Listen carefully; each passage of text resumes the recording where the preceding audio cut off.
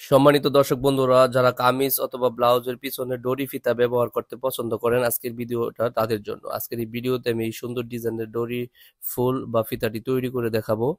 তো প্রথমে এরকম ভাবে স্কোয়ার সিস্টেমের কাপড় নেবেন, তারপরে হচ্ছে এটাকে এক সাইড দিয়ে হচ্ছে সুন্দর করে মুড়িয়ে নেবেন। মুড়িয়ে নেওয়ার পরে এই পাশে এরকম সুন্দর করে হচ্ছে ভাঁজ করে নেবেন। তো ভিউয়ার্স, এরকম ভাবে হচ্ছে তিনটা পার্ট এরকম ভাবে ভাঁজ করে নিতে হবে। দেখতে পাচ্ছেন আমি কত সুন্দর করে হচ্ছে ভাঁজ করে নিতেছি। এখানে যদি এরকম মুড়িয়ে নিতে আপনাদের প্রবলেম হয়, তাহলে ছোট্ট একটা কাঠি বা এরকম একটা কিছু নিয়ে নেবেন, তাহলে দেখবেন এটার মুড়িয়ে আনতে খুব সহজ হবে। তো দর্শক বন্ধুরা, আমাদের এই ভিডিওতে আরো এরকম সুন্দর সুন্দর ভিডিও সবসময় আপলোড করে থাকি। আপনারা যদি দেখতে চান তাহলে অবশ্যই আমাদের চ্যানেলটিকে ভিজিট করতে হবে। তো এরকম ভাবে তিনটা টুকরা সুন্দর করে বানানোর পরে এরকম ভাবে ভাঁজ করে এটার উপরে রাখতে হবে কাপড়ের মাছ, মানে কোনাকুনি বরাবর। তারপর একটা সেলাই বসায় দিতে হবে।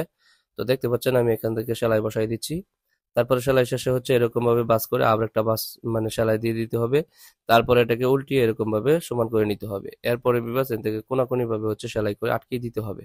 তারপরে আপনারা একটা ডরি ফিতা তৈরি করে নেবেন সুন্দর করে। এরকম ভাবে একটা ডরি ফিতা মানে লাগাইতে হবে। তারপর একটা ডিজাইনের জন্য হচ্ছে এখানে আরেকটা পার্ট আমি এখানে জয়েন করে দিচ্ছি, দেখতে পাচ্ছেন, এটা সুন্দর দেখা যাওয়ার জন্য।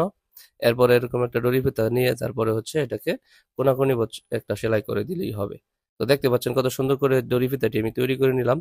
তো চাইলে আপনারা এরকম সুন্দর দড়ি ফিতা তৈরি করে নিতে পারেন। ভিডিওটি ভালো লাগলে অবশ্যই ভিডিওতে লাইক কমেন্ট শেয়ার করে দিবেন।